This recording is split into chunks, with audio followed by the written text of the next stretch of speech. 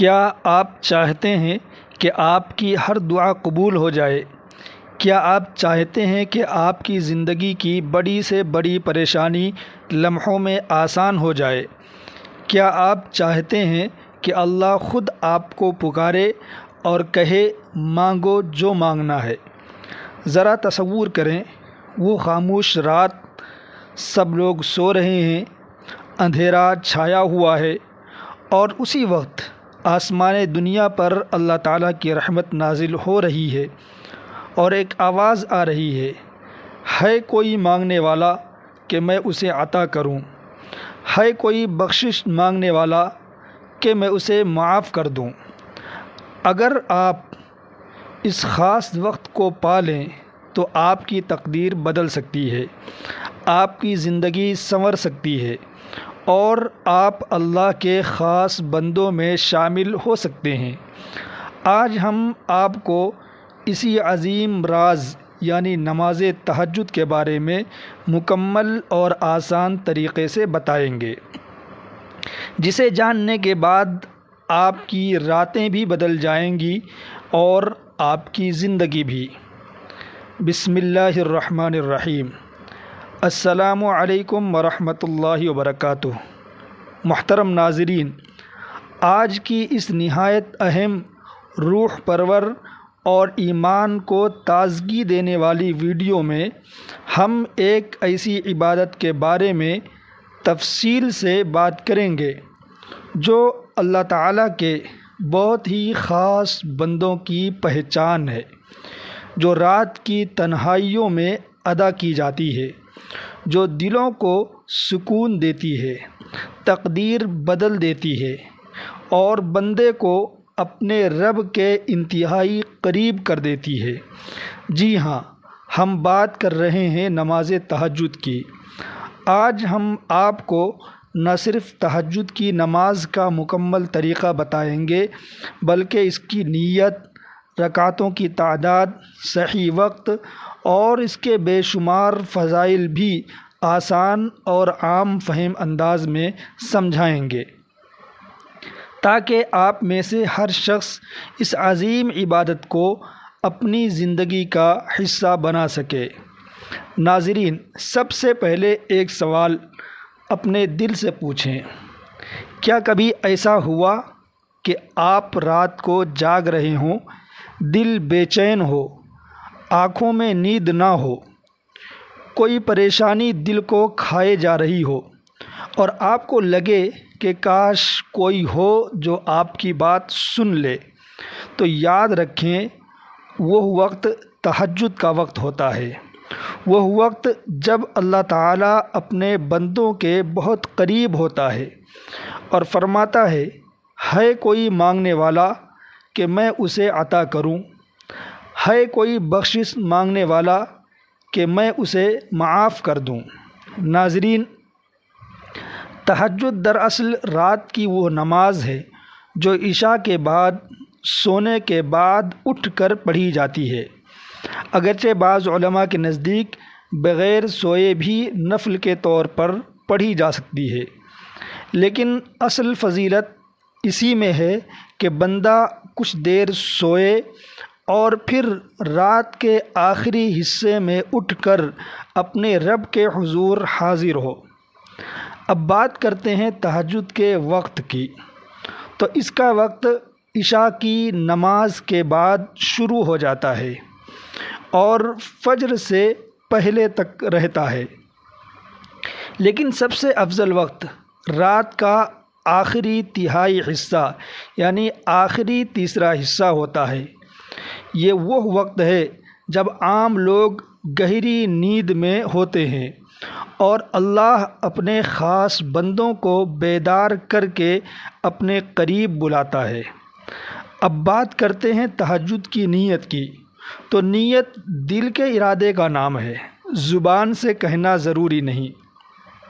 بس دل میں یہ ارادہ کر لیں کہ میں اللہ کی رضا کے لیے یعنی اللہ کی خوشی کے لیے تہجد کی نماز ادا کر رہا ہوں، یہی کافی ہے۔ اب آتے ہیں رکعتوں کی تعداد کی طرف۔ تو تہجد کی کم از کم 2 رکعت ہیں، اور زیادہ سے زیادہ جتنی آپ پڑھ سکیں پڑھ سکتے ہیں۔ عام طور پر 4، 6، 8 یا 12 رکعت پڑھی جاتی ہیں، اور آخر میں وتر کی نماز ادا کی جاتی ہے، جو کہ بہت اہم ہے۔ طریقہ بالکل عام نفل نماز کی طرح ہے، 2 رکعت کر کے پڑھیں۔ ہر رکعت میں سورۃ الفاتحہ کے بعد قرآن پاک کی کوئی بھی سورت پڑھ سکتے ہیں۔ اگر آپ زیادہ قرآن نہیں جانتے تو چھوٹی سورتیں بھی پڑھ سکتے ہیں۔ اللہ تعالیٰ نیت کو دیکھتا ہے، الفاظ کی لمبائی کو نہیں۔ ناظرین، اب ذرا تصور کریں کہ ایک بندہ رات کے اندھیرے میں اٹھتا ہے، وضو کرتا ہے، ٹھنڈے پانی سے چہرہ دھوتا ہے اور اپنے رب کے سامنے کھڑا ہو جاتا ہے۔ نہ کوئی دکھاوا، نہ کوئی ریاکاری، بس وہ اور اس کا رب۔ وہ ہاتھ اٹھاتا ہے اور کہتا ہے، اے اللہ، میں تھک گیا ہوں، میں ٹوٹ گیا ہوں، مجھے سنبھال لے۔ اے اللہ، میرے حال پر رحم فرما۔ یہی وہ لمحہ ہوتا ہے جب اللہ کی رحمت جوش میں آتی ہے اور بندے کی تقدیر بدل جاتی ہے۔ ناظرین، تہجد کے فضائل بے شمار ہیں۔ قرآن مجید میں اللہ تعالیٰ نے اپنے نیک بندوں کی صفت بیان کرتے ہوئے فرمایا کہ وہ راتوں کو کم سوتے ہیں اور سحر کے وقت استغفار کرتے ہیں۔ نبی کریم صلی اللہ علیہ وسلم نے فرمایا کہ فرض نماز کے بعد سب سے افضل نماز تہجد کی نماز ہے۔ ایک اور حدیث میں آتا ہے کہ جو شخص تہجد پڑھتا ہے، اللہ اس کے چہرے کو نورانی بنا دیتا ہے، اس کے رزق میں برکت دیتا ہے، اس کی دعاؤں کو قبول فرماتا ہے اور اسے دنیا و آخرت میں عزت عطا فرماتا ہے۔ ناظرین، اگر آپ اپنی زندگی میں کامیابی چاہتے ہیں، اگر آپ چاہتے ہیں کہ آپ کی دعائیں قبول ہوں، آپ کے مسائل حل ہوں، آپ کو سکون ملے، تو تہجد کو اپنی زندگی کا حصہ بنا لیں۔ شروع میں مشکل لگے گا، نیند آئے گی، سستی محسوس ہوگی، لیکن یاد رکھیں، جس چیز میں محنت ہوتی ہے اس کا پھل بھی بہت قیمتی ہوتا ہے۔